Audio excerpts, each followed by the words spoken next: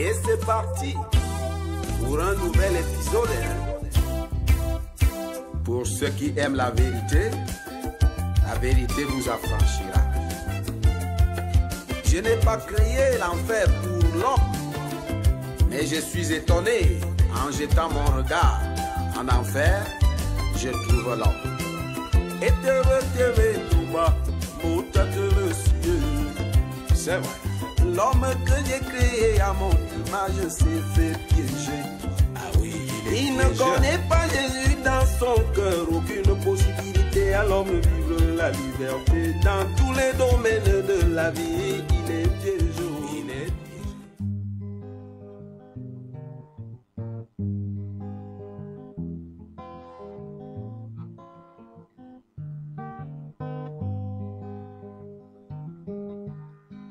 Celui qui met en Jésus une pleine confiance, jamais ne chancelle plus, compléter sa délivrance par la foi. Nous marchons par la foi, nous triomphons de nos ennemis. Par la foi, mon Rédempteur m'a rendu plus que vainqueur.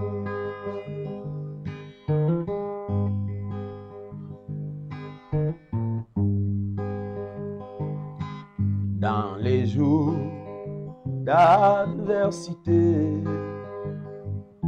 quand je sens gronder l'orage,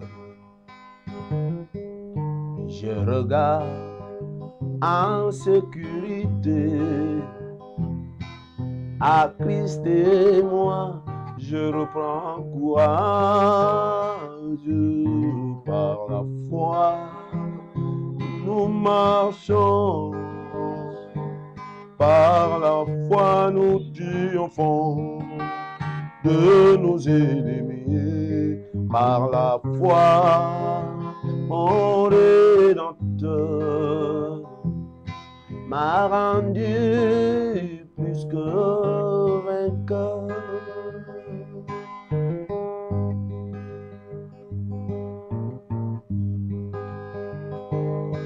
Quand Satan veut me troubler, enlever mon espérance, mon passé cherche à me reprocher. Christ est mon assurance. Par la foi nous marchons, par la foi nous triomphons de nos ennemis. Par la foi, mon Rédempteur, mon Jésus, m'a rendu plus que vainqueur.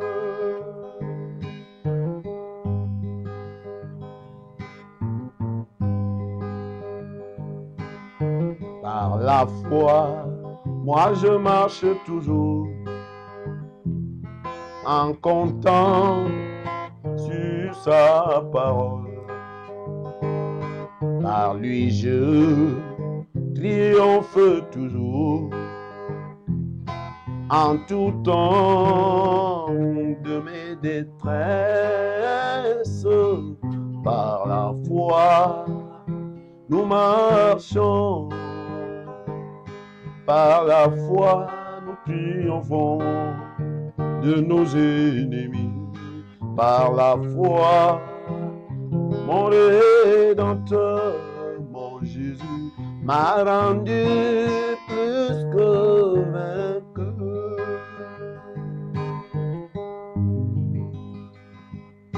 Par la foi, nous marchons, par la foi, nous triomphons de nos ennemis. par la foi, mon Rédempteur, mon Jésus, m'a rendu plus que vainqueur.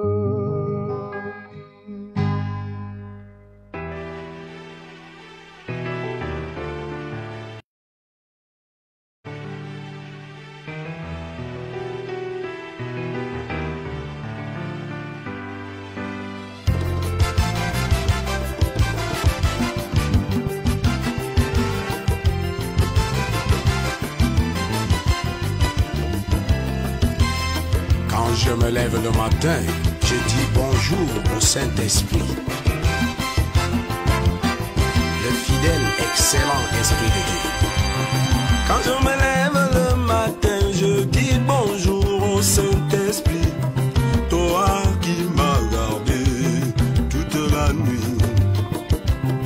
Et maintenant, Esprit de Dieu, je vais affronter ma journée. Je vais être en contact avec le monde. Conduis-moi dans ta sagesse. Tu connais bien l'ennemi, que je ne tombe pas en tentation par sa ruse. C'est toi qui es ma lumière, tu éclaires mon chemin. Viens à moi, Esprit de Dieu, agis dans mon âme.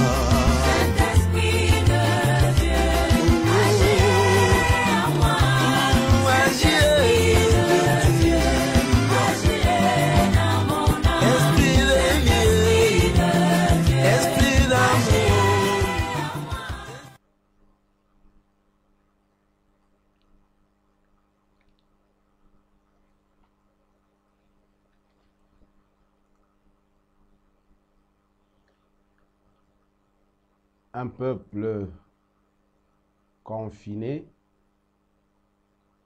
n'est plus en danger. Bien-aimés, bonsoir. Je vous salue dans le précieux nom de notre Seigneur Jésus. Je salue ce peuple de Dieu, ce peuple béni, ce peuple que le Seigneur a couronné de grâce. Je vous salue dans le précieux nom de notre Seigneur. Et je vous dis, soyez déjà les bienvenus, parce que vous êtes les bienvenus ici, chez nous. Et nous souhaitons être aussi les bienvenus dans votre salon, dans votre maison, pour que ensemble, autour du feu, nous puissions nous réchauffer autour de ce feu et que le Seigneur en soit suffisamment glorifié. Ce thème est la suite de ce que nous avons commencé la semaine passée. Le thème que nous avons commencé, que nous avons intitulé « Un peuple déjà confiné n'est pas en danger ». Et c'est la suite de ce soir. La suite, peut-être la suite est fin, mais on ne sait jamais. Le Saint-Esprit reste le maître. C'est lui qui sait comment il va nous orienter. Et nous lui faisons confiance et nous nous soumettons donc à lui pour qu'il nous édifie et qu'il nous parle. Bien-aimés, lorsque nous lisons le livre de Exode, à partir du chapitre 12, nous allons vivre un événement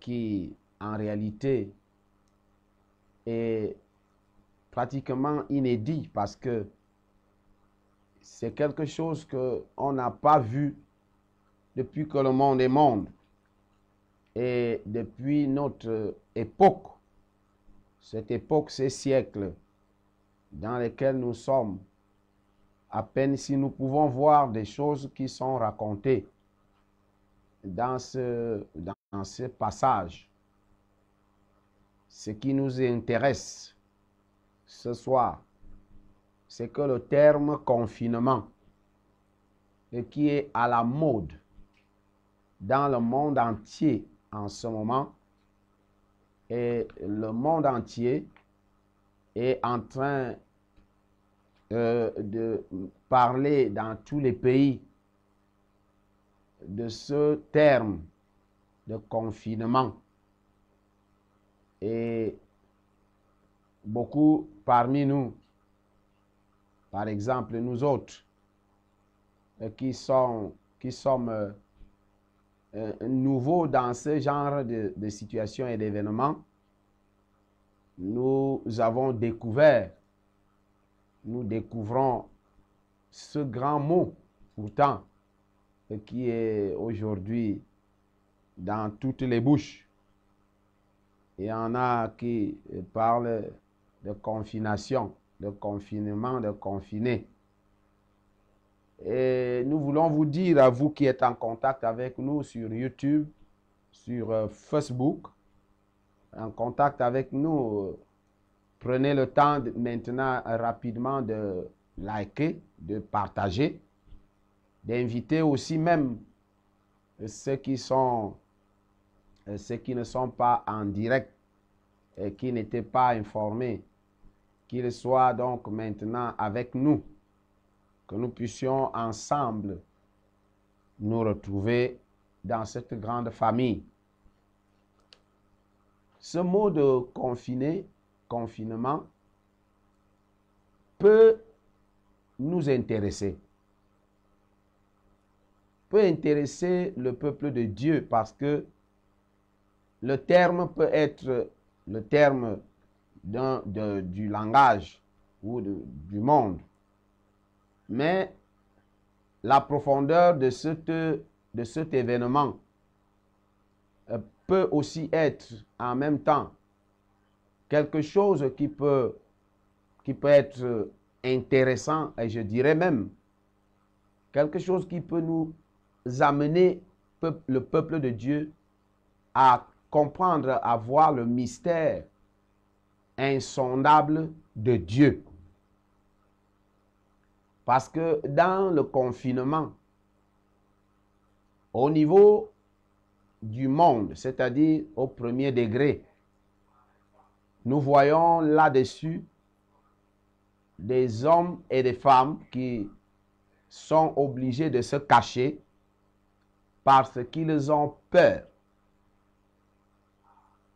Parce qu'ils ont peur de la mort dehors.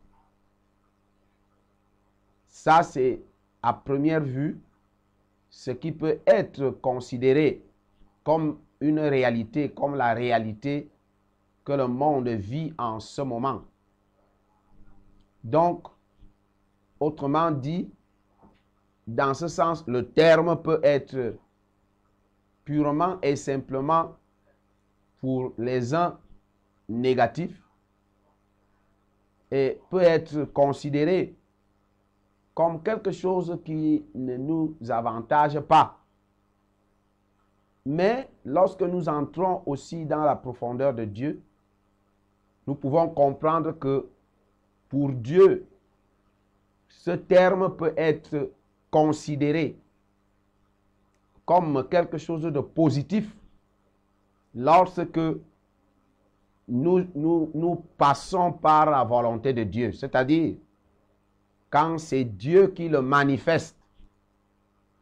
Comme ce texte de Exode 12, si nous prenons le temps de lire, nous allons voir comment Dieu donne les consignes à Israël.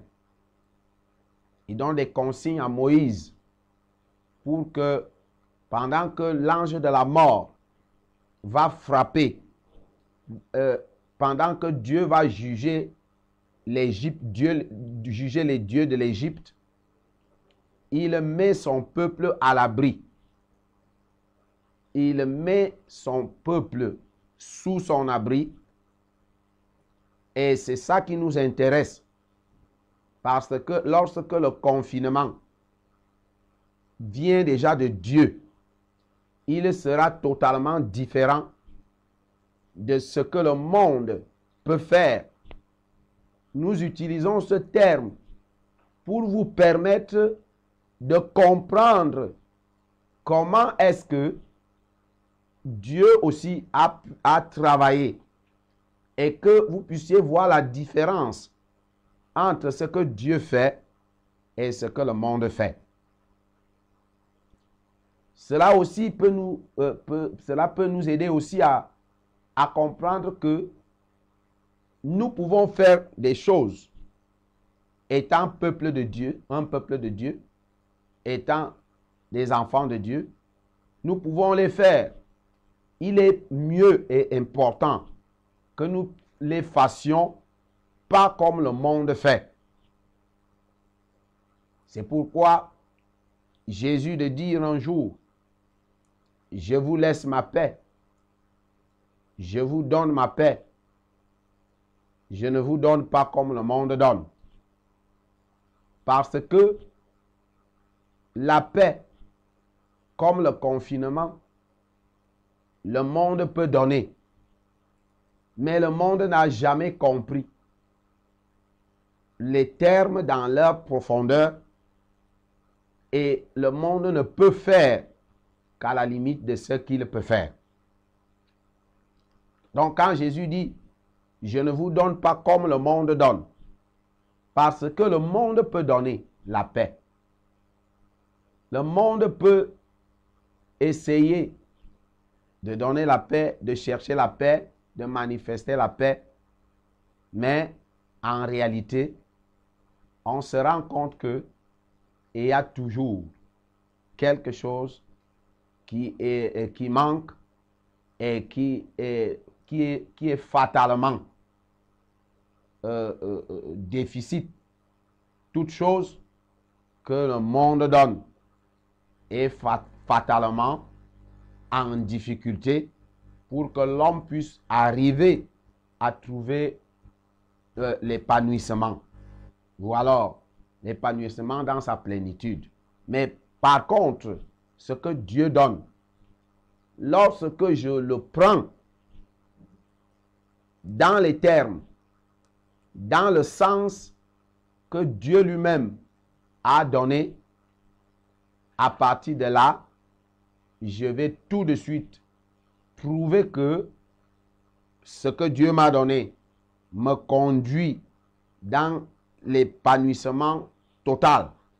C'est pourquoi Jésus parle de la joie parfaite.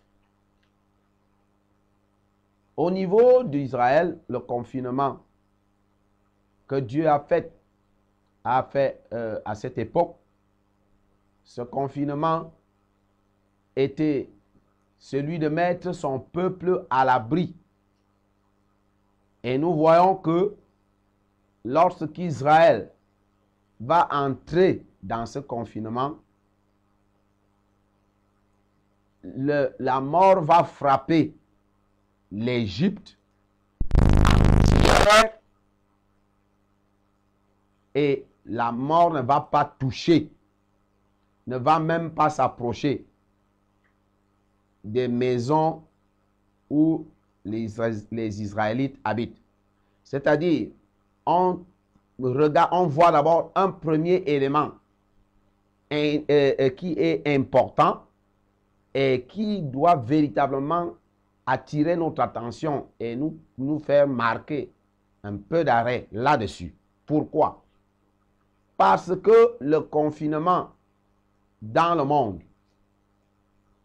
ne donne pas la même couverture. Le confinement selon le monde ne donne pas la même protection. Le confinement selon le monde ne permet pas à l'homme qui est confiné de ne plus être en danger. Vous comprenez? Si vous voulez, suivez mon regard. Vous allez trouver que malgré le confinement, les gens sont encore en train d'être touchés. Qu'est-ce qui s'est passé? qu'est-ce qui se passe réellement. Parce que dans le confinement du monde, l'homme n'a pas la possibilité de se mettre sous l'abri, de se cacher, n'a pas la possibilité de s'enfermer. Voilà. Il ne s'enferme pas. Il se cache. Et quand tu te caches, les Ivoiriens disent toujours quelque chose. Ils disent que mon ami, là où tu te caches, c'est là que nous on dort.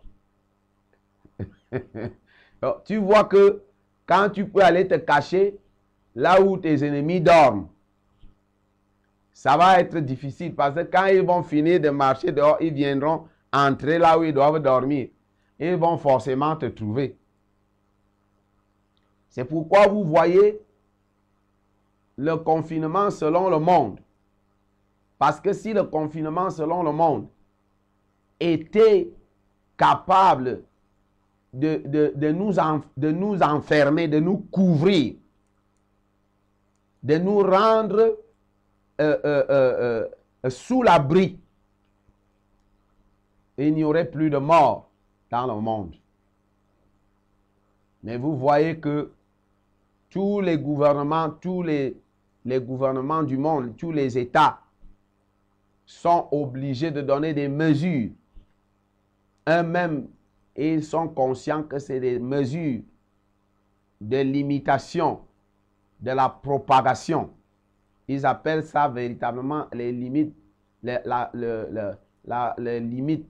Ils essaient de limiter la propagation. Ils n'ont pas dit, et ils sont honnêtes, et ils n'ont pas dit qu'ils arrêtent, qu'ils arrêtent la propagation. Ils sont en train de limiter. Je vous parle de quoi? Je vous parle du mystère de ce que Dieu, lui, il peut faire. Nous en avons parlé depuis la semaine, je crois, passée, pour essayer de voir que lorsque Dieu, lui, il met le doigt, lorsqu'il donne quelque chose qui ressemble à ce que le monde donne, on va trouver que ce que Dieu a donné est strictement supérieur, très élevé au-dessus de ce que le monde peut donner, parce que lorsque Dieu met son peuple Israël dans le confinement, il met une barrière où le danger qui est dehors, la mort qui est dehors, ne peut même pas traverser. Écoutez bien, je suis en train de vous dire que quand Dieu a scellé et quand Dieu a fermé la porte, personne ne peut l'ouvrir. Avec la fermeture de Dieu, il n'est pas question que même dans les failles, même dans les trous, le danger puisse passer.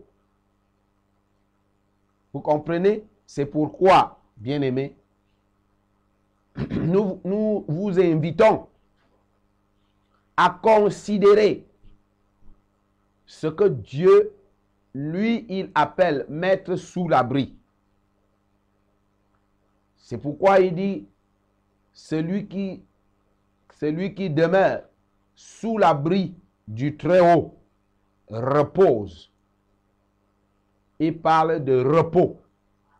C'est-à-dire que la pensée agitée, l'inquiétude, la peur, les difficultés, les troubles sont finis. Vous comprenez? Ça, c'est ce que Dieu dit.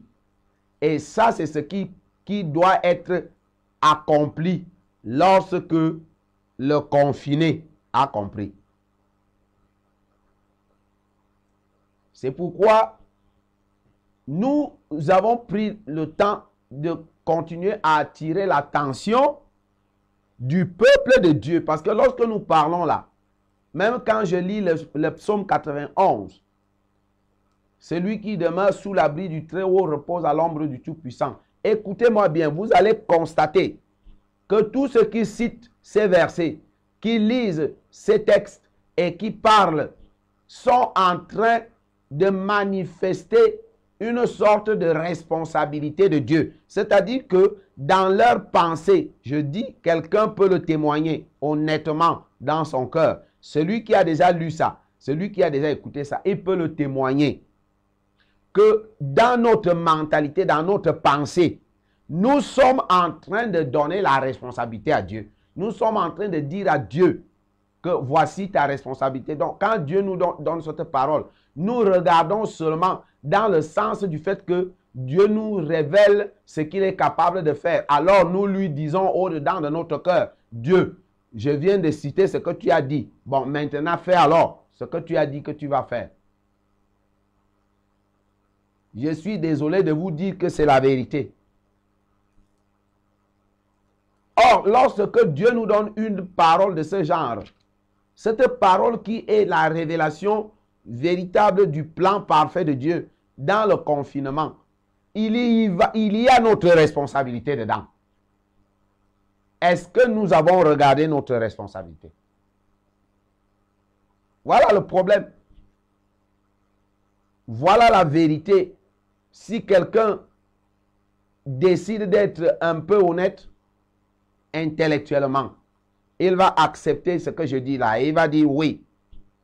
Nous n'avons pas regardé notre responsabilité. Et c'est pourquoi je parle depuis que j'ai commencé, depuis que cette affaire a commencé. Je viens toujours vers vous. Depuis le premier jour, je viens toujours vers vous. Et j'essaie d'attirer notre attention, vous et moi.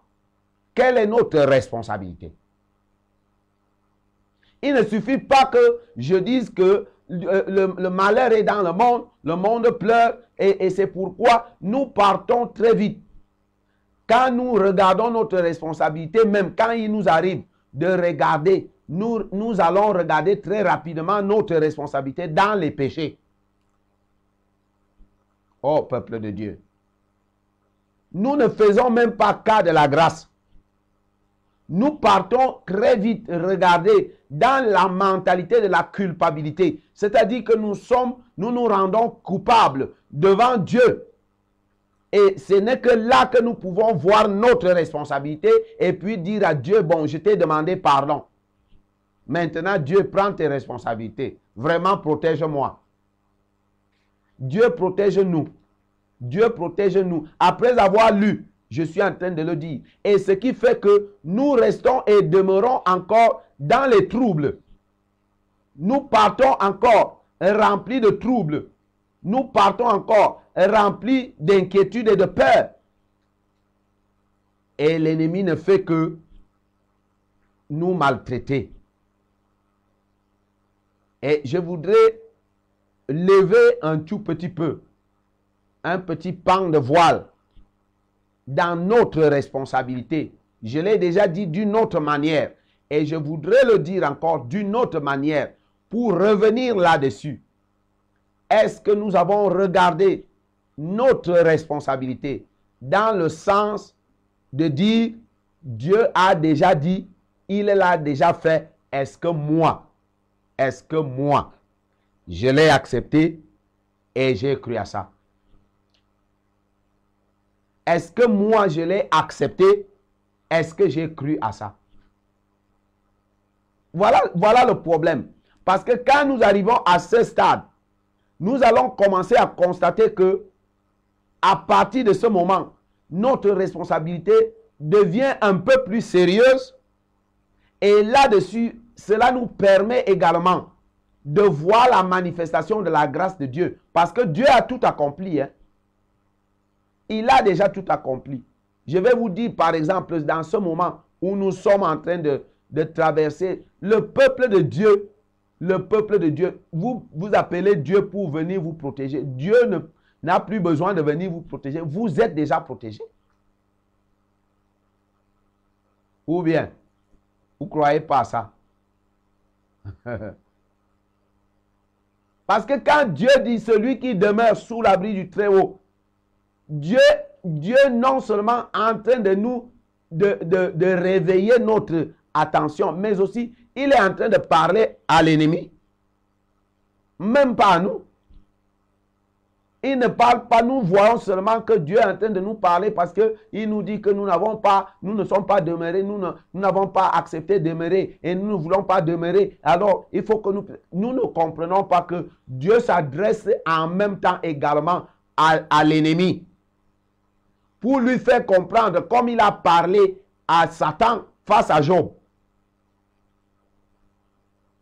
Qu'est-ce que Dieu a dit à Satan? Il ne lui a pas dit que écoute, vraiment, Job, non, Dieu a dit à Satan, est-ce que tu as vu mon serviteur Job? Est-ce que tu l'as vu? Il n'y a personne sur la terre. Donc, Dieu est aussi lui pour lui parce que Dieu ne chancelle pas. Il ne balbutie pas. Il est constant. Il ne varie pas. Il ne change pas. Dieu croit en nous. Dieu croit en nous. Il croit que nous sommes son peuple. Il n'a pas besoin de douter. Il sait que nous sommes son peuple. Il rappelle tout simplement à l'ennemi que les gens que tu vois là, au cas où tu as oublié, je vais un peu rafraîchir ta mémoire. C'est pourquoi quand nous lisons la parole de Dieu, nous devons comprendre les termes qui sont dans la parole et la manière dont nous nous adressons à l'ennemi. Si tu t'adresses à Satan en tremblant, tu dis Satan, hein, je ne veux pas. Oh. Je dis vraiment, laisse-moi. Oh. Et même dans ta pensée, tu crois que Jésus vient. Il vient dire à Satan, vraiment, pardon, laisse un peu mon peuple. Toi aussi, tu as déjà trop fait, pardon, laisse quand même mon peuple. C'est ce que Jésus vient faire. C'est ça notre mentalité. Et c'est ce Jésus qu'on nous a présenté. On ne nous a pas présenté le Jésus de la Bible. Le Jésus de la Bible qui dit à Satan, arrière de moi. Satan. Arrière. Quand tu prends quelque chose, tu envoies derrière. C'est pour que tu ne vois plus ça. C'est pour que cette chose se rende compte qu'elle n'a pas de valeur. Vous comprenez?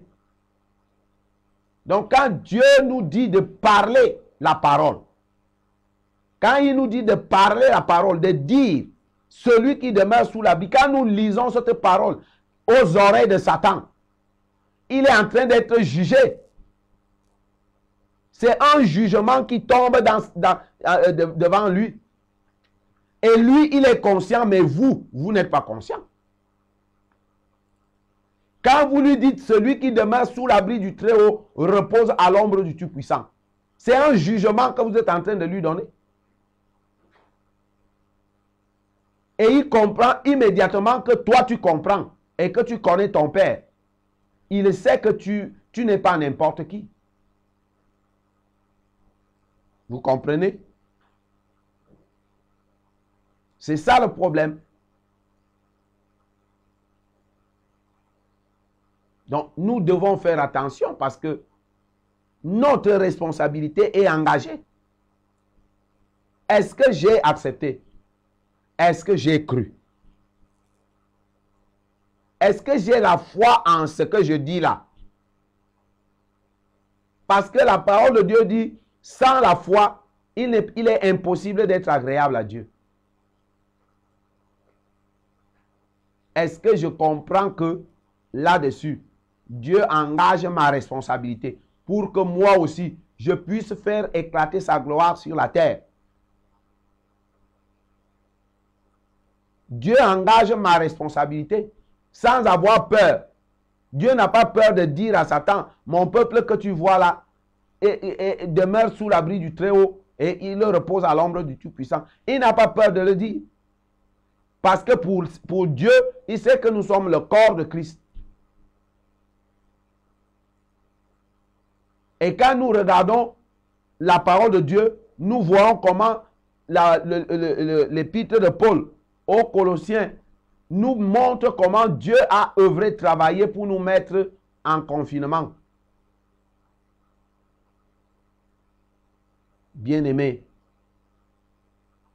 je suis parti encore derrière là-bas pour que ce que j'ai déjà dit, vous puissiez commencer à réviser ça dans votre mentalité et même dans votre conscience. Parce que dans les textes de Colossiens, nous savons que la parole de Dieu nous dit que Dieu nous a délivrés de la puissance des ténèbres, c'est-à-dire de la puissance de Satan. Il n'a pas dit qu'il nous délivrera, bien-aimés. On ne nous a pas dit qu'il nous délivrera. Vous avez écouté tout à l'heure quand je chantais le cantique. C'est des cantiques avec lesquels je médite souvent. Et quand vous me voyez venir m'asseoir pour jouer d'abord à la guitare, ce n'est pas pour vous montrer que je suis un bon joueur de guitare. Encore que je n'en joue même pas beaucoup. Mais je viens méditer avec vous. Je vous amène dans mon esprit de méditation. Et si vous écoutez les paroles que je prononce, je suis en train de prononcer les paroles qui sont liées à la parole de Dieu, à ce que Dieu m'a dit. Je ne dis pas par la foi, nous marcherons, par la foi, nous triompherons. Non. Par la foi, mon Rédempteur me rendra plus que... Écoutez, écoutez. Est-ce que nous pouvons prendre notre responsabilité?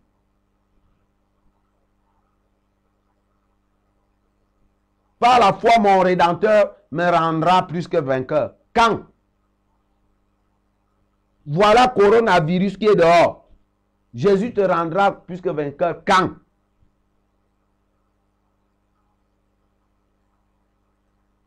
Par la foi, nous marchons. Par la foi, nous triomphons. Par la foi, mon Rédempteur, mon Jésus, m'a rendu plus que vainqueur. Tu dois chanter ça, peuple de Dieu. C'est ça que tu dois dire.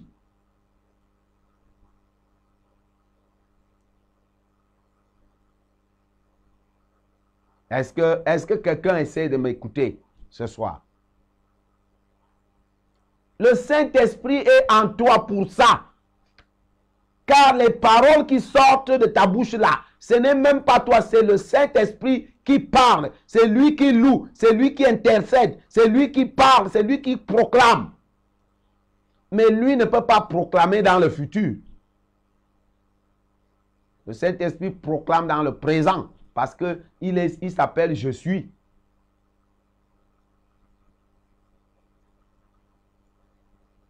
Dieu engage notre responsabilité en tant que ses propres fils. Vous comprenez? Est-ce que vous comprenez?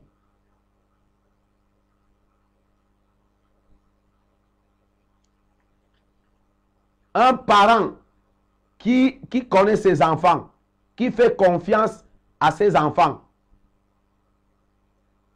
il n'hésite pas de dire ce que ses enfants peuvent faire. Il y a un papa dans un village qui a eu des problèmes avec son frère, son cousin. Et les problèmes sont arrivés justement un mois après les rentrées scolaires. Et son frère est venu le trouver chez lui dans sa maison. Il lui a pointé du doigt, il a toisé, il a montré du doigt dans la bouche, il dit que toi là, je vais te montrer ici dans ce village, comme tu crois que tu es quelque chose. Je vais te montrer et je viendrai faire un scandale dans ta maison. Comme il n'a pas compris le mot scandale. Et il sait que tous ses enfants sont déjà partis en ville, à l'école. Il n'a rien dit. D'abord qu'il se sentait un peu en insécurité. Quand ses enfants, ses garçons sont rentrés, c'est-à-dire qu'il a attendu, l'année scolaire c'est 9 mois. Il a attendu jusqu'à ce que les grandes vacances sont arrivées. Ses fils, ses enfants sont rentrés. Alors un matin, il les a laissés, même une semaine, ils sont en train de se reposer bien.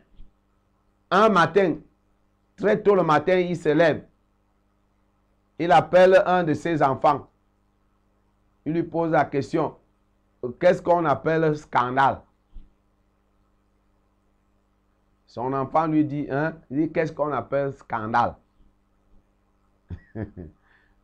Son enfant lui dit que le scandale, c'est quelque chose qui est quelque chose qui fait, qui étonne les gens, quelque chose qui peut mettre les gens mal à l'aise, quelque chose qui peut être un désordre, quelque chose qui peut vraiment détruire l'atmosphère, l'harmonie, détruire même un village, détruire un scandale. L'enfant a commencé à lui montrer les dangers du scandale. Dès qu'il a fini de parler, il a seulement dit dans son patois, nga, nga, nga, qui veut dire n'est-ce pas? Il a seulement dit nga, et dès qu'il a commencé son nga, il est entré dans sa maison, il a pris sa machette. Et il savait que quand il va descendre en route, tous ses fils vont aussi venir le suivre pour dire que qu'est-ce qui ne va pas. C'est le jour-là qu'il a pris la machette, il est descendu, qu'il va rencontrer son cousin dans sa maison. Donc, 8 mois après. Il avait confiance parce qu'il se disait quand ses enfants sont déjà là. Non seulement ils vont lui expliquer le mot scandale, lui n'était pas à l'école. Et son cousin aime dire que lui, il connaît le français. Il est venu parler de scandale. Il doit d'abord, il ne veut pas s'agiter pour rien. Il doit d'abord bien comprendre ce que signifie scandale. Vous voyez un parent qui a confiance à ses enfants. Il a engagé la bagarre. Il a engagé la bagarre parce qu'il se disait que c'est le bon moment pour engager la bagarre. Écoutez, quand Dieu dit à Satan, as-tu vu mon serviteur Job? Parce que Dieu savait déjà que ici, là, Satan va mettre, son nez sera à terre. Il a tout fait. Satan lui dit que mais tu l'as protégé, tu l'as gardé. Et Dieu lui dit que ce n'est même pas là-bas le problème. Et il dit, j'enlève même tout ce que j'ai mis. Je t'ai dit que ici, là, tu vas mordre la poussière. Peuple de Dieu, est-ce que nous connaissons même ce Dieu-là? Est-ce que nous connaissons, est-ce que nous imaginons ce genre de Père? Est-ce que nous imaginons Dieu, ce genre de Père qui peut, par amour pour ses enfants et par fierté pour ses enfants, qui peut laisser un couronne à descendre même pour se disant que mon peuple va te broyer. Est-ce que vous vous dites que notre Dieu, notre Père, peut être ce genre de Père? Est-ce que la Bible ne nous montre pas combien il a laissé qu'on arrête ses enfants, qu'on les mette même dans la fosse au lion, qu'on mette ses enfants dans le feu, et le feu ne les a pas brûlés. Dieu défie le feu. Et ce n'est pas, Dieu ne fait pas confiance. Dieu ne le fait pas tout simplement pour démontrer sa puissance. Puisqu'il est puissant, il n'a pas à démontrer. Il n'a rien à démontrer. Mais il démontre quoi? La foi qui est dans le cœur de son fils. Écoutez-moi ce soir. Dieu sait que quand la foi qui est dans ton cœur va se manifester, sa gloire va remplir la terre. Est-ce que quelqu'un peut m'écouter ce soir? Tu dis que tu es chrétien. Je peux te poser cette question. Réponds-moi honnêtement. Depuis que tu es chrétien, en quoi tu peux dire que Dieu, en quoi Dieu peut se lever pour dire que Si ça arrive à mon enfant, si, il va me glorifier. Il va dire ça, dis-moi la vérité. Si tu as quelque chose, un témoignage de ce genre, envoie-moi un SMS. Envoie-le-moi. Je vais lire le SMS là. Je vais lire ce témoignage devant les gens. Regardons-nous.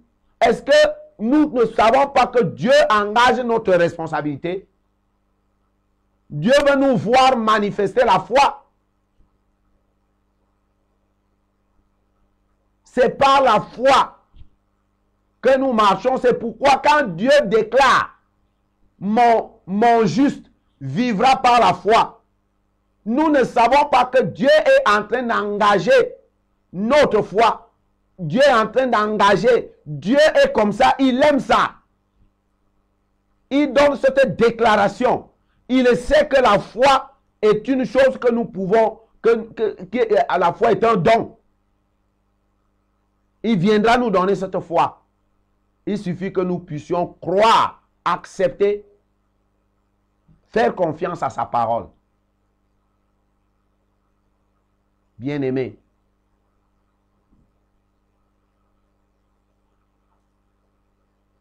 c'est pourquoi je dis, est-ce que nous pouvons accepter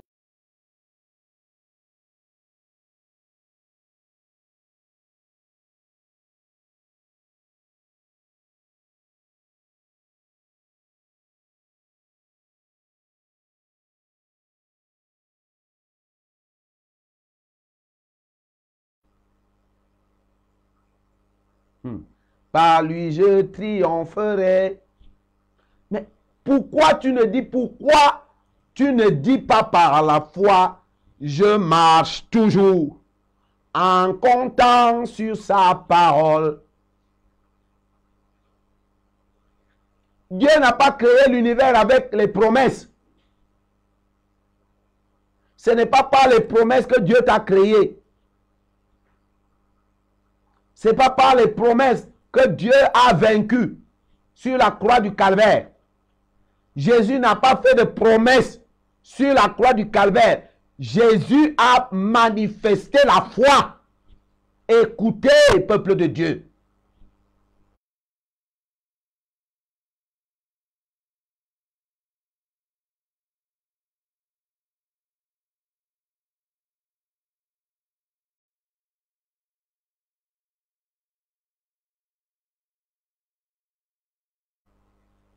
Jésus n'a pas fait de promesses à la croix.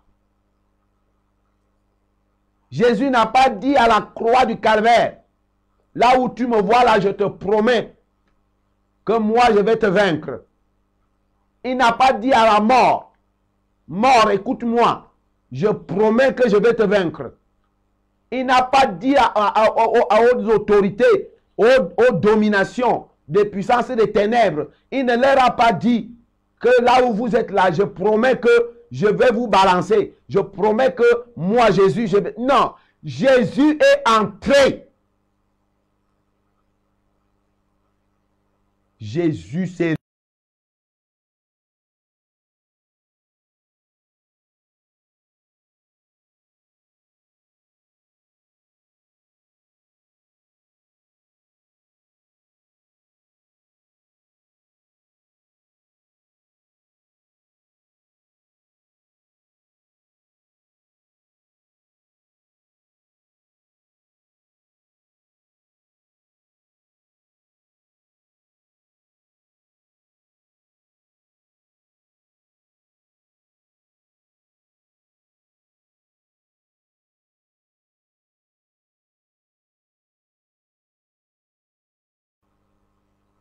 Nous voulons seulement utiliser la science. Ce n'est pas mauvais, puisque c'est à ce niveau que nous sommes.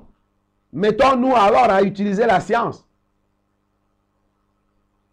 On va faire comment? Puisque nous ne pouvons pas utiliser la méthode du Saint-Esprit, qui veut que nous puissions donner les ordres. La Bible dit que je vous ai donné le pouvoir de marcher sur les serpents, sur les scorpions et sur toute la puissance de l'ennemi. Quand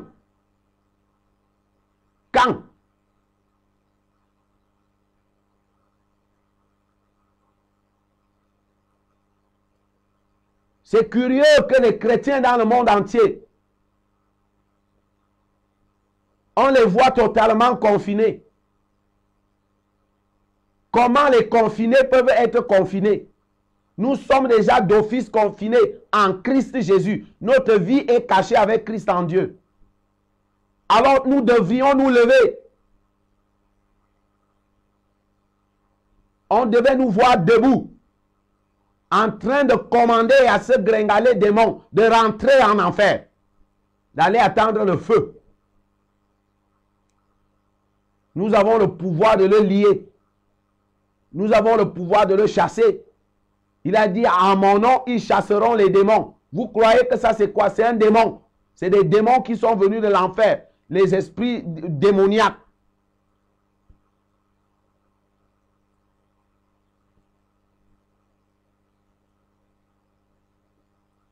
Bonsoir, Pasteur Ronge. Je m'appelle Maurice. Et j'aimerais savoir si un chrétien né de nouveau meurt sans connaître tous les mystères de la Bible et qu'il va aller dans le royaume de Dieu. Où se trouve le royaume de Dieu? Et où encore? Où est l'église de Dieu? Fais-les. Bon. Je crois que c'est la signature de Maurice qui est là en bas. Fais-les que tu aimerais qu'on te fasse. Ok. Bon, ça, c'est sa signature. Maurice, j'aimerais te le dire vraiment. Que quand on dit que quelqu'un est né de nouveau, et c'est justement de ça que nous sommes en train de parler.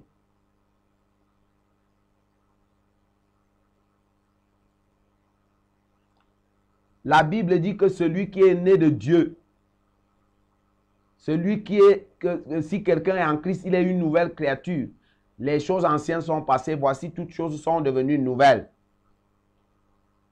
Et la parole de Dieu nous dit non seulement les choses anciennes, l'ignorance et toutes les incapacités, les faiblesses et tout sont passées.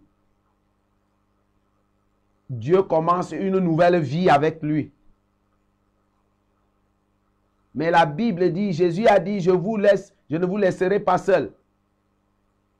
Le Saint-Esprit que mon Père enverra, l'Esprit de vérité, vous conduira dans toute la vérité. Donc un enfant de Dieu né de nouveau, un né de nouveau, est appelé à connaître toute la vérité.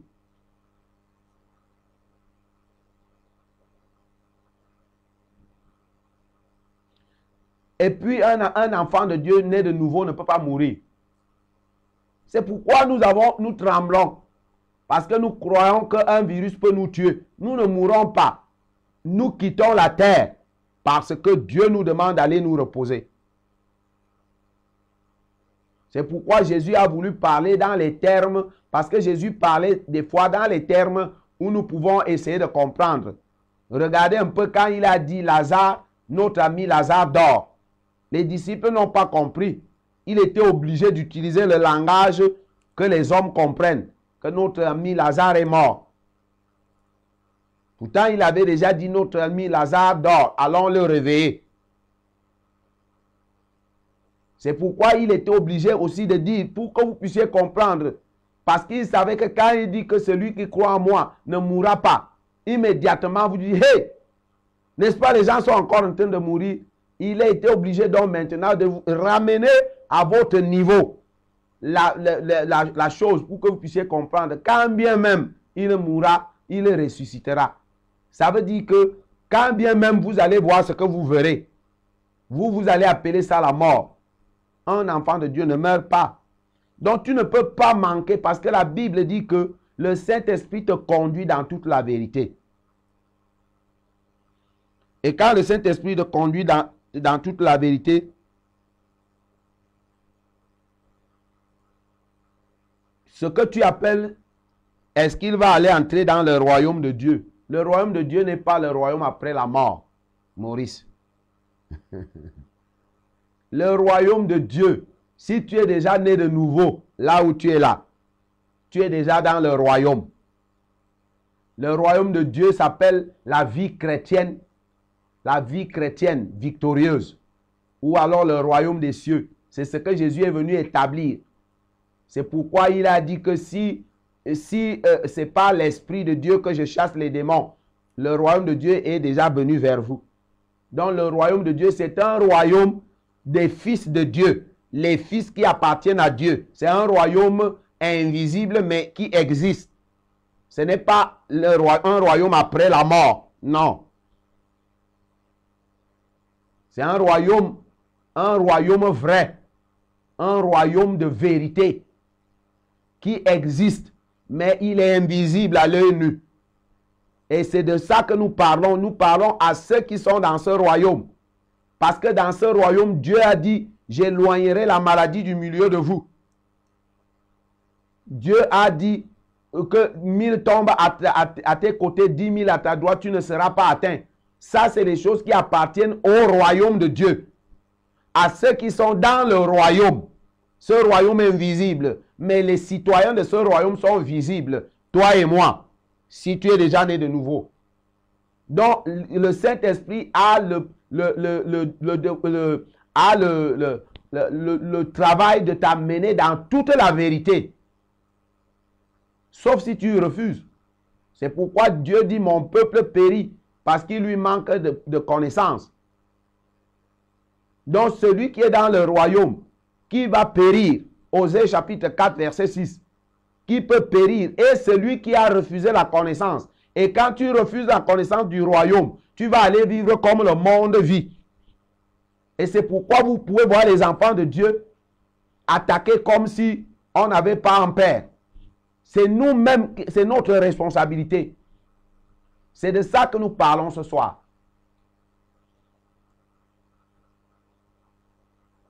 C'est de ça que nous parlons ce soir.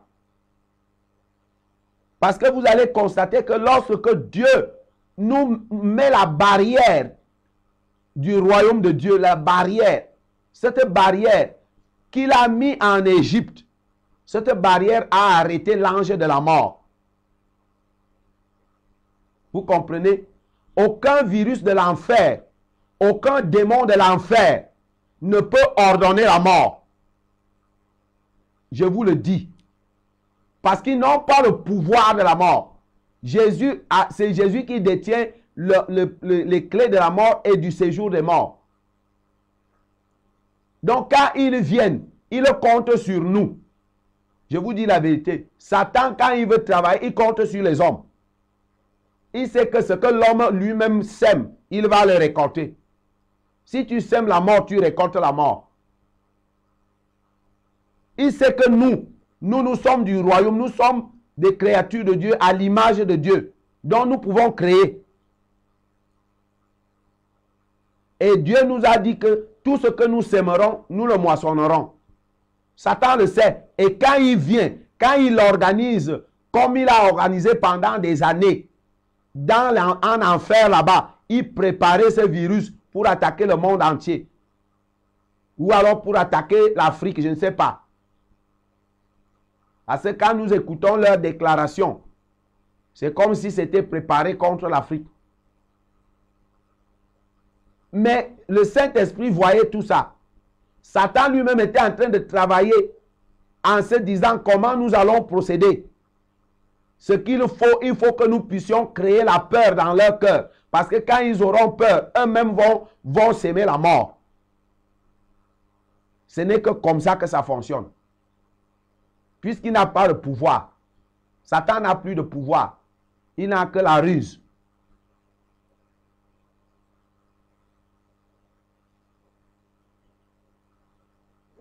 Donc prenons nos responsabilités ce soir. Dieu, lui, il engage notre responsabilité, bien-aimé.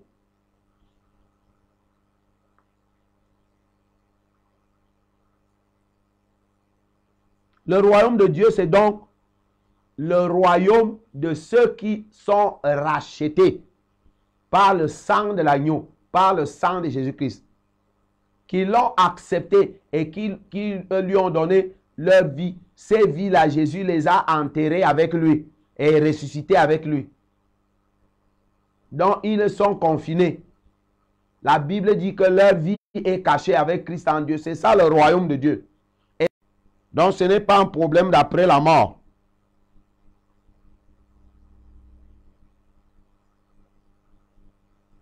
Donc, l'église de Dieu, c'est le corps de Christ. Le corps de Christ, ce dont je viens de te parler, c'est le royaume de Dieu. C'est aussi l'église de Dieu. C'est ça l'église. Ce n'est pas un problème de dénomination. Ce n'est pas un problème d'assemblée. Ce n'est pas un problème de protestants. Ce n'est pas un problème de catholique. Ce n'est pas un problème de pentecôtiste. Ça n'a rien à voir. L'église, c'est le corps de Christ. Tu comprends? C'est les hommes qui ont inventé. Ils ont inventé ces choses qui nous troublent aujourd'hui là, qui créent les divisions entre nous. Les hommes ont inventé ces choses-là. Parce que dans leur égoïsme et dans leur recherche des intérêts égoïstes et intérêts charnels, des intérêts de la chair, ils ont inventé ces choses. Mais peu importe là où tu te trouves, l'essentiel c'est que est-ce que tu es sauvé? Est-ce que tu as déjà donné ta vie entre les mains du Seigneur? Est-ce que tu es déjà né de nouveau? C'est ça le problème. Ce n'est pas où tu es, est-ce que tu es quoi? Ça n'intéresse pas Dieu. Il s'en fout de ça. Il s'en fout. Est-ce qu'il peut compter sur toi? Est-ce que Dieu peut engager, est-ce qu'il peut engager ta foi quelque part? Comme il a engagé la foi de Job.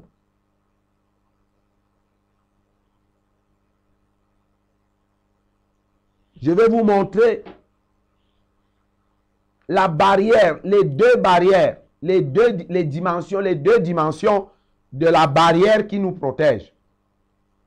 La première dimension, quand nous regardons Israël en Égypte, ça c'est la première dimension.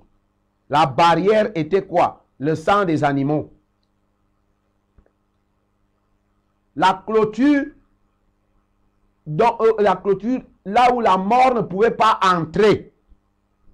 La mort, l'ange de la mort a frappé des millions d'Égyptiens.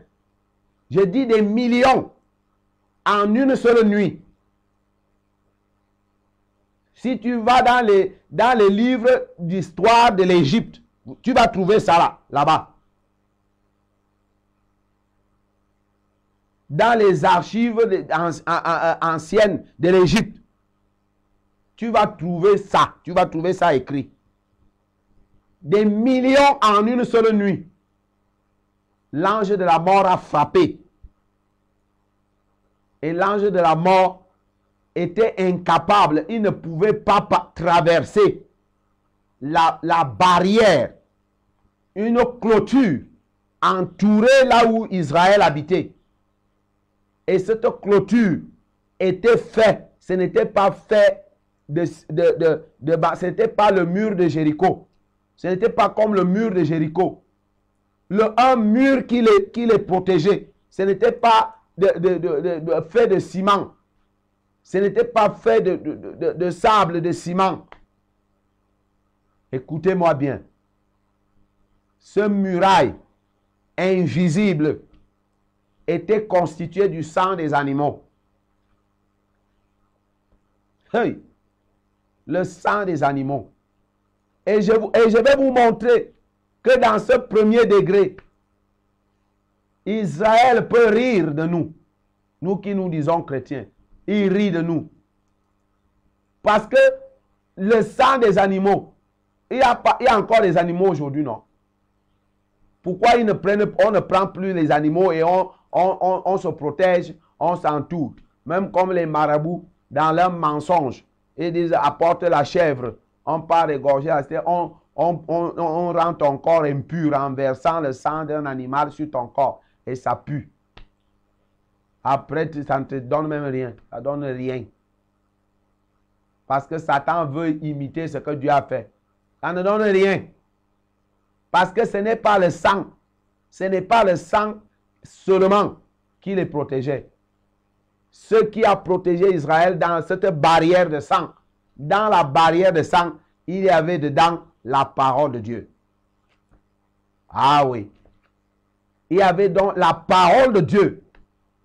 Et c'est cette parole que Dieu a donnée à Moïse. Et dit, dis à Israël. Voilà la parole de Dieu. Et Dieu dit à Moïse. Dieu parla à Moïse. Et dit, dis à Israël. Voilà la parole. Et quand Moïse a pris, il a donné à Israël. Terminé. Le sang a porté toute la puissance de la divinité. Toute une nuit.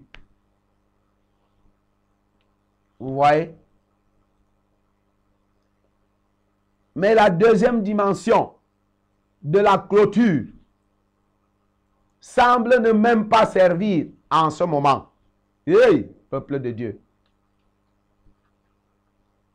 La première dimension qui était le sang des animaux. Et le sang des animaux devait porter en même temps la puissance de la parole de Dieu.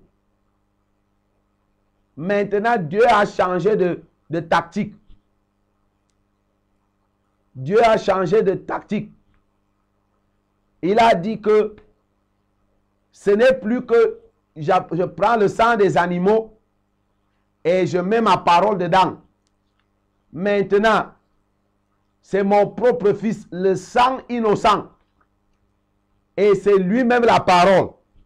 Donc c'est le sang de la parole. Donc le sang des animaux était limité. Maintenant c'est le sang de la parole. Hey, peuple de Dieu. Si vous pouvez comprendre les mystères. Maintenant il est question du sang de la parole. Donc la parole elle-même. La parole qui est venue donner du tonus, qui est venue donner de la force, qui est venue donner le pouvoir. La parole a donné le pouvoir au sang des animaux. Cette parole, elle produit maintenant son propre sang. Ah. Donc, si elle a donné un peu de pouvoir au sang des animaux, combien plus lorsque la parole va couvrir son peuple par son propre sang. Peuple de Dieu. Est-ce que nous pouvons comprendre ces mystères? C'est de ça qu'il est question ce soir. Bien-aimés, est-ce que nous pouvons comprendre? Est-ce que nous pouvons comprendre ce mystère? Est-ce que nous pouvons imaginer que Dieu a élevé le niveau très haut? Mais ce qui est dommage, c'est qu'en levant le niveau très haut, nous qui sommes censés nous abriter, on fait comme si nous ne sommes même pas au courant. Nous sommes en train de trembler, nous sommes en train de pleurer, nous sommes en train de nous agiter, nous sommes en train de nous affoler. Qu'est-ce qui s'est passé? Parce que là maintenant nous avons le sang de la parole elle-même. Et c'est un petit démon qui va venir de l'enfer pour venir toucher un peuple qui est sous l'abri du sang de la parole.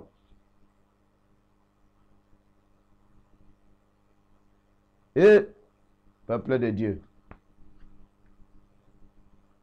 on va essayer de prendre s'il y a peut-être certaines interventions ou certains messages. La régie va nous donner la possibilité de voir. Parce qu'il ne faut pas que quelqu'un dise que il a intervenu ou il a posé une question qu'on n'a pas répondu. Nous sommes là pour ça.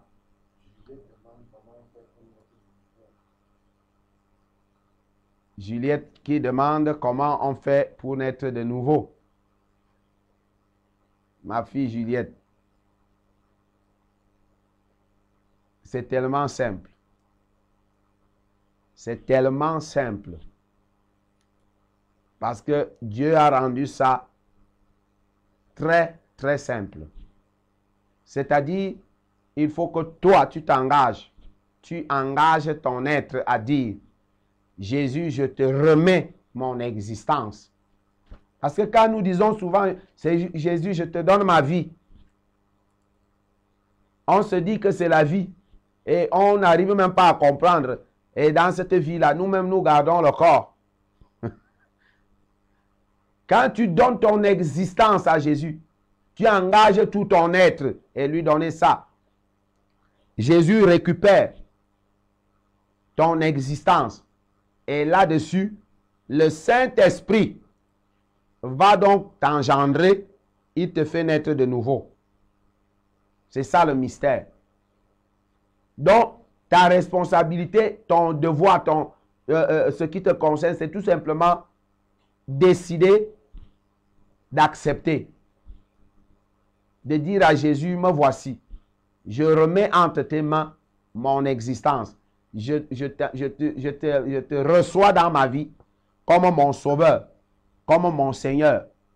Quand tu dis ça à Jésus, lui, il commence à faire le reste. Et tu vas constater que il va te conduire. Donc, c'est simple. Lorsque cela a déjà véritablement touché ton cœur, approche-toi tout simplement d'un serviteur de Dieu, d'un homme de Dieu.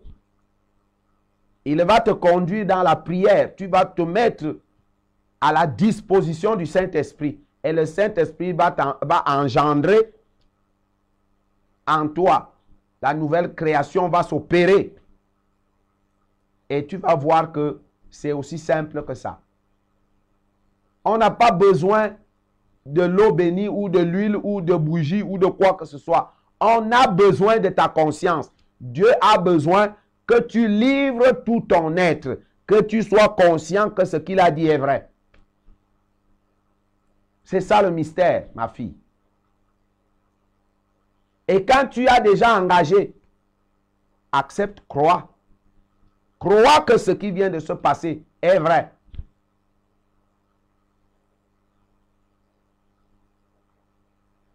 Je crois que il serait mieux pour toi si tu as un peu de temps. Tu prends ces contacts et tu m'appelles après. On se donne un rendez-vous. Je vais pouvoir t'aider là-dessus. Ce n'est pas un problème d'église. Ce n'est pas un problème d'église. C'est un problème du fait que tu prends ton engagement. Je ne sais pas ce qui se passe à la régie là-bas. Parce que le côté de mon image a certainement été supprimé. Nous allons y revenir certainement. Question de patienter un peu pour que la régie arrange cela.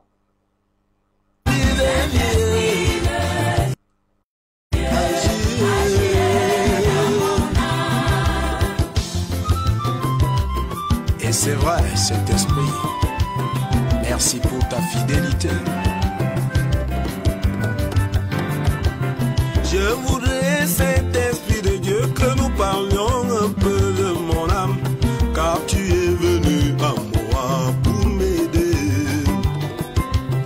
Mon âme a un véritable problème dans ma vie, esprit de Dieu. Tu sais que c'est le siège du combat de l'homme. Depuis le jour que l'homme est tombé, Satan a récupéré son âme. Il fait de ça ce qu'il veut pour le détruire. La violence et la haine, l'adultère et tous les autres péchés, tout cela passe par mon âme, agit dans mon âme.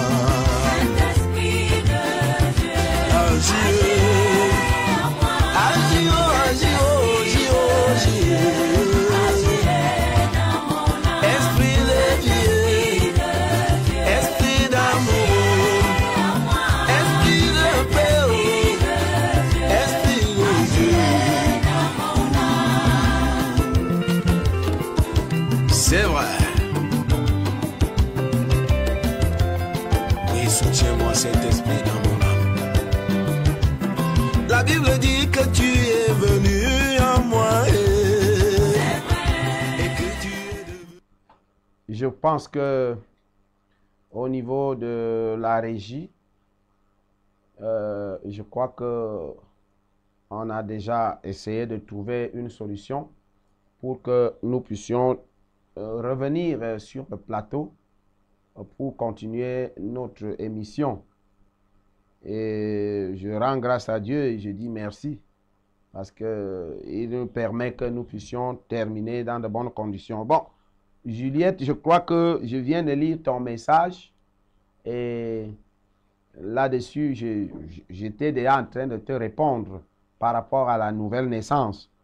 Et je crois que ce que j'ai dit à la fin, qu'il faudrait peut-être prendre le numéro et puis faire en sorte qu'on puisse voir vraiment le plus calmement possible pour qu'on fasse avancer cela. Je prends un autre message. Il y a encore, c'est toujours, je pense que c'est toujours Maurice. Oui, c'est Maurice qui revient un peu là. Merci mon père, je comprends maintenant ces paroles et s'il vous plaît, Dieu nous a dit qu'il n'y aura que les élus qui entreront dans le royaume de Dieu. Donc, comment connaît-on qu'on est un élu de Dieu? C'est toujours moi, Maurice. Une autre question. Comment faire pour naître de nouveau? Qu'est-ce que je dois faire? Et merci pour toutes ces paroles véritables et puissantes. Désolé pour mes questions, car il y a tellement de questions pour même mes idées de place, car je veux renaître de nouveau, expérimenter sa gloire. Donc, non, tu n'as pas besoin de t'excuser. Nous sommes là pour ça, Maurice. Nous sommes là pour ça, pour vous aider, pour vous amener à comprendre le mystère de la nouvelle naissance. Je pense que je viens de répondre que la nouvelle naissance, c'est un mystère qui relève du Saint-Esprit. Mais nous, en tant qu'hommes, ce que nous faisons, c'est tout simplement amener quelqu'un à comprendre, 1, l'avantage de la nouvelle naissance, 2, ce que c'est que le royaume de Dieu, ce que je viens de t'expliquer, 3, le conduire à prier devant le Seigneur. Mais le reste du mystère de la nouvelle naissance dépend maintenant du Saint-Esprit. C'est le Saint-Esprit qui va t'engendrer de nouveau. Donc, le travail que nous, on peut faire, c'est ça. Donc, le moment venu, lorsque tu as la possibilité, tu prends contact et que nous puissions donc continuer à t'enseigner, à t'amener véritablement à comprendre ce que c'est que la nouvelle naissance, comme je viens de commencer à te le dire. Pour ce qui est de l'autre question que tu as dit, qu'il y aura que les élus qui entreront dans le royaume de Dieu. Donc, comment connaît-on qu'on est élu de Dieu? C'est toujours moi, Maurice. Bon, là-dessus, encore, je vais te dire que quand on parle d'élection, élection ici, ce n'est pas toi qui te fais élire. Ce n'est pas que tu as fait quelque chose pour être élu. L'élection est une chose que Dieu, lui, il a faite avant que tu ne naisses. Donc là où tu es même là, tu es élu de Dieu. Le problème, c'est que ce n'est pas seulement, tu ne vas pas t'arrêter seulement à être élu. Parce que Dieu, lui, il a manifesté sa responsabilité de t'élire avant que tu ne sois dans le sein de ta mère. Est-ce que tu comprends bien, Maurice? Ça, c'est Dieu qui a le monopole de cette élection. Ce n'est pas l'homme. L'homme ne va rien faire. Même si tu fais quoi, ça ne va rien donner. Ce que toi, tu peux faire, c'est que quand tu es déjà au courant que Dieu t'a élu avant la fondation du monde. Donc, quand tu es au courant, et tu seras au courant comment? Par la parole de Dieu. La parole de Dieu. Regarde par exemple Romains chapitre 8 à partir du 29. La Bible dit que ce que Dieu a connu d'avance, c'est-à-dire ce qu'il a élu d'avance, il les a prédestinés à être semblables à l'image de son Fils, afin que son Fils fût premier-né entre plusieurs frères. Et ce qu'il a connu, ce qu'il a prédestiné, il les a aussi appelés. Ce qu'il a appelé, il les a aussi justifiés. Ce qu'il a justifié, il les a aussi glorifiés. Donc, tu vois, voilà l'élection. Donc, ça commence par le fait que Dieu t'a choisi, tu n'as rien fait. Tu n'as rien fait. Non. Là-dessus, Dieu t'a choisi. Et ça, c'est une bonne nouvelle que je t'annonce ce soir. Mais maintenant, tu sais déjà, tu es déjà au courant.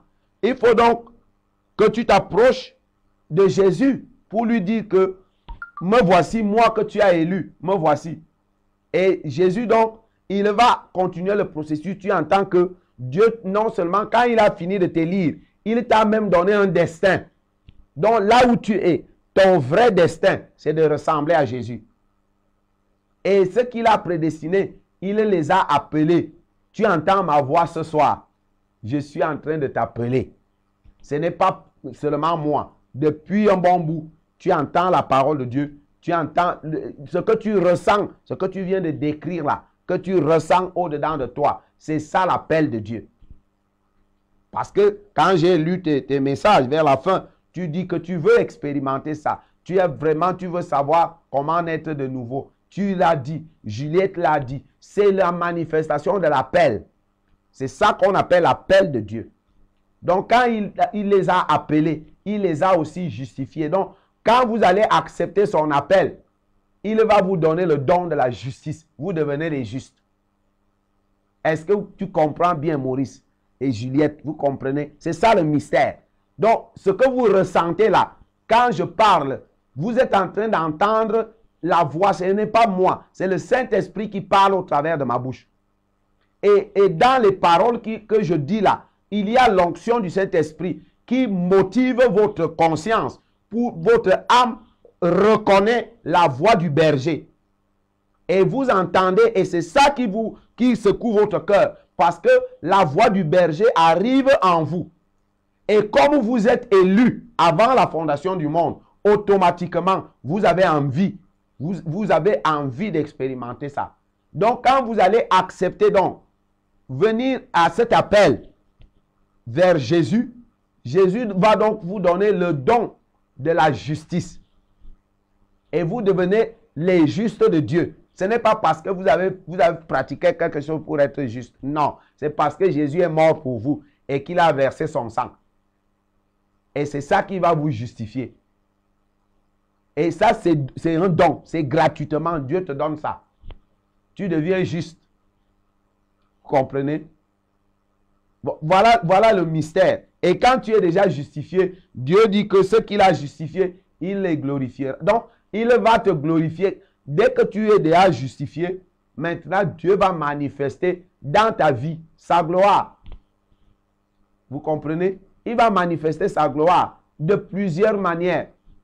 Vous comprenez? Quand vous me voyez assis devant vous, je n'ai rien fait de particulier. Je n'ai rien fait.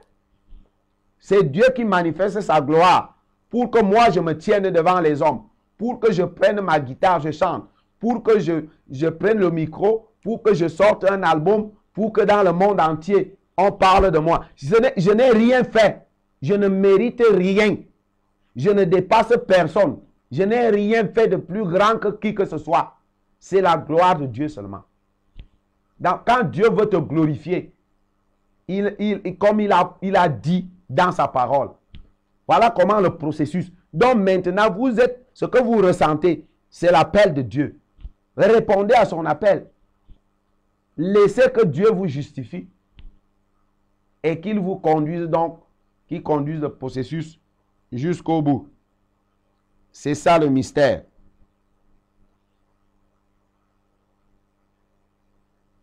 Il y a quelqu'un d'autre qui nous envoie un message. Bonsoir, pasteur. C'est Nathalie. Je vous encourage. Que Dieu vous comble de toutes ses bénédictions. Amen. Merci, Nathalie. Que Dieu te comble aussi de beaucoup de bénédictions. Et surtout qu'il te comble de beaucoup d'assurance. Parce que ce que nous traversons en ce moment, on a besoin de courage. On a besoin de foi. Parce que c'est par la foi que nous pouvons vivre dans le repos de Christ en cette période. Mais si le peuple de Dieu abandonne la foi, la parole de Dieu dit que s'il se retire, mon âme ne prend pas plaisir à lui. Donc nous ne devons pas laisser l'incrédulité et la peur envahir notre cœur. Parce que c'est ça qui est la preuve de se retirer. Bien-aimés, je ne sais pas, je pense qu'il n'y a plus d'autres messages. Je vous ai montré la première dimension du sang qui était la barrière qui protégeait Israël. Premier niveau, le sang des animaux. Mais c'est la parole de Dieu qui était dans le sang des animaux. Et c'est cette parole qui agissait. Deuxième niveau maintenant, c'est le niveau supérieur. Le niveau où Dieu a envoyé sa propre parole sur la terre. A fait de sa parole un être humain. Et a amené sa parole jusqu'à la croix du calvaire pour verser son sang. Et c'est ce sang, le sang de la parole qui est Jésus-Christ, le sang de la parole, c'est ça qui est la meilleure barrière. Et c'est la clôture, c'est le muraille, la muraille, autant pour moi, qui est plus grande que le mur de Jéricho. Et la muraille qui couvre le peuple de Dieu. Mais si toi tu viens pleurer, je crains de dire que tu n'es pas dedans, dans la barrière. Si tu as peur, j'ai peur de te dire que mon ami, est-ce que tu es sorti de la barrière? Si tu trembles, tu pleures. C'est que beaucoup des enfants de Dieu sortent de la barrière et vont dans le monde.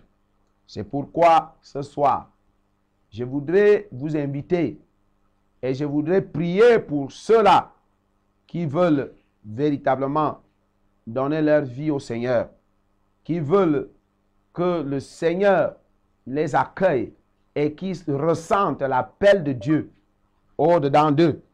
Je voudrais, peuple de Dieu, vous amener à accepter que le Saint-Esprit vous conduise, que le Saint-Esprit vous amène à la victoire. Je vous ai dit à cela, prenez le temps de m'appeler et qu'on essaie de voir est-ce qu'on peut avoir un rendez-vous pour qu'on en parle plus calmement. Mais ce soir déjà, je prie pour vous tous. Certains n'ont pas fait signe et ils les attendent peut-être. Je voudrais prier pour vous ce soir. Père, au nom de Jésus-Christ, je voudrais te rendre des actions de grâce pour ton peuple. Merci parce que tu es le Dieu parfait. Et tu as prévu tout ce qu'il faut pour ton peuple. Et le puissant, glorieux Saint-Esprit est en train d'œuvrer, de travailler maintenant. Il est même déjà en train d'intercéder pour eux. Seigneur, ils sont nombreux qui ressentent l'appel au-dedans d'eux et qui voudraient quitter, Seigneur, quitter dans la peur, quitter dans l'inquiétude, qui voudraient entrer dans la barrière, qui voudraient entrer dans le confinement éternel, ou parce que nous ne sommes pas concernés dans le confinement, mais à cause de la peur, nous sortons de la barrière et l'ennemi profite. Seigneur, je te prie pour chacun d'eux. Je prie maintenant, Seigneur, que toi-même tu les amènes chacun à la victoire. Je voudrais te conduire, je voudrais autant pour moi, je voudrais te les présenter. Je voudrais t'amener, Seigneur, ce peuple au devant du trône pour que toi-même, tu fasses de chacun d'eux, Seigneur, ce que tu as prévu avant la fondation du monde. Je voudrais dire à quelqu'un qui m'écoute ce soir, si ces paroles et ce temps est pour toi le temps où tu voudrais entrer dans le royaume, c'est très simple. Dis avec moi, Seigneur Jésus, merci parce que ton esprit m'a parlé ce soir.